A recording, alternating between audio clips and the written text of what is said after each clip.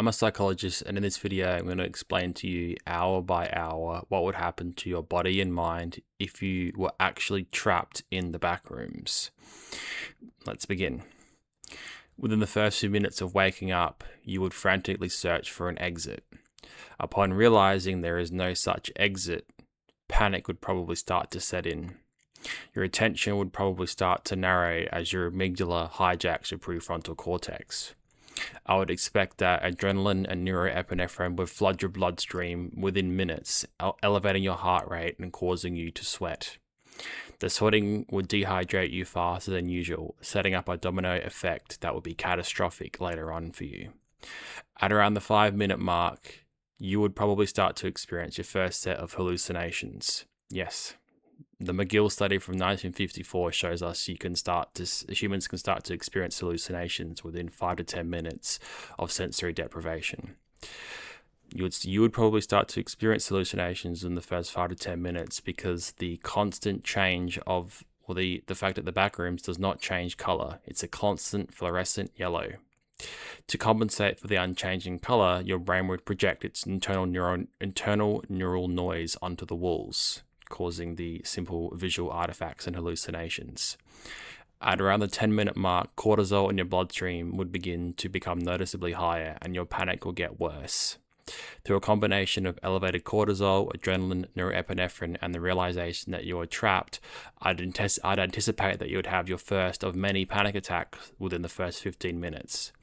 But since having the panic attack doesn't actually change anything, you still remain trapped. After your panic attack ends, due to the constant hum of the fluorescent lights, I'd anticipate your hallucinations to increase in severity and frequency. As you run around looking for an exit, you drain your body of fluid and energy faster than usual. You'd probably experience early dehydration within 30 minutes. At the 45-minute mark, your sense of time will start to fall apart.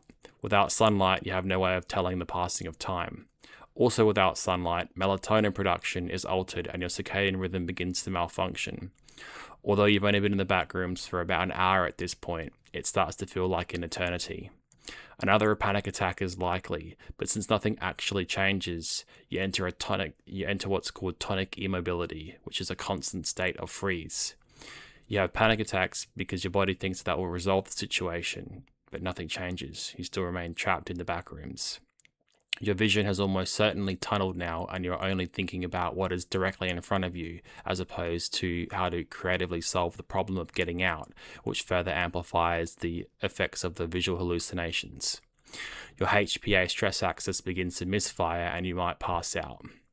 Assuming you don't pass out, you'll probably start to enter early stage psychosis. Yes, within an hour or two, it's very possible. It's actually very likely, given the unreality of the back rooms. The constant humming of the fluorescent lights, and the dancing hallucinations in front of you will make it difficult for you to tell what is real and what is not.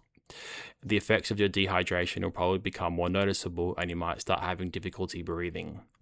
At the 3-hour mark, you probably won't remember who you are. Constant cortisol in your bloodstream combined with panic attacks and hallucinations will bring about early stage delirium. At this point, it is difficult to estimate what would happen to you next, as human research on this subject matter is highly controversial. There isn't that much human research on this because it's unethical to place humans in sensory deprivation experiences. So I'm basically just going to have to speculate from basically the 3 or 4 hour mark onwards.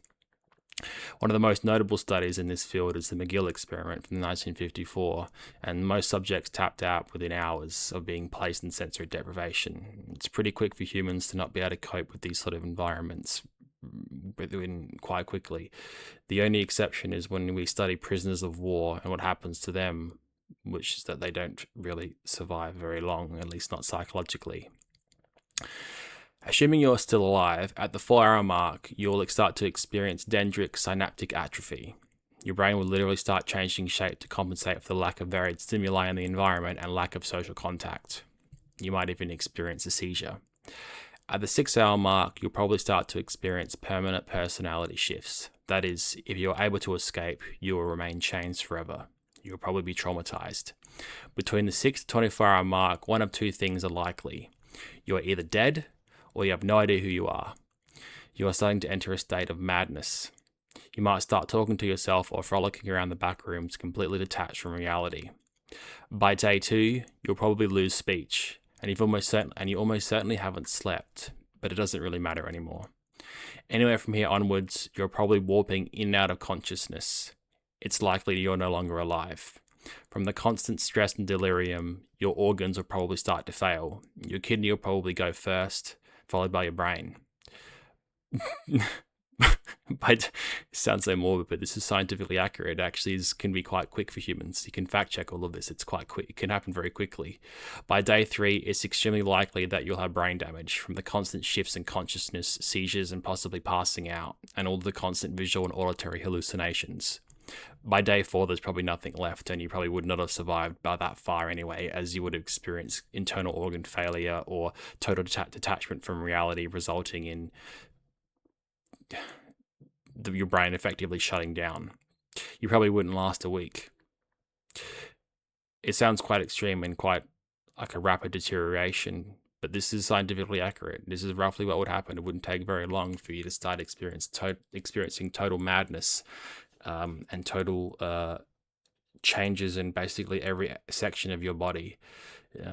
The only case studies we have showing what would happen to a person after a couple of days, as I said, are studying prisoners of war or people that have went on extended Arctic trips for weeks or months, or people that got trapped in like the mountains or Mount Everest, for example, which almost always results in them no longer being alive due to psychosis, resulting in them basically, I can't really say the words because I don't want YouTube to flag this video, but the person sort of doing things to themselves that result in them sort of not being alive.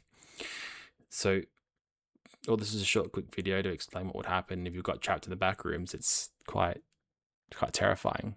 You wouldn't last very long, no longer than 7 days. You probably experience organ failure before that, and you'd be mad by the first 24 hours from being constantly trapped in this humming space of fluorescent yellow. Yeah. Anyway, that's the end of this video. Thank you for watching. Subscribe for more.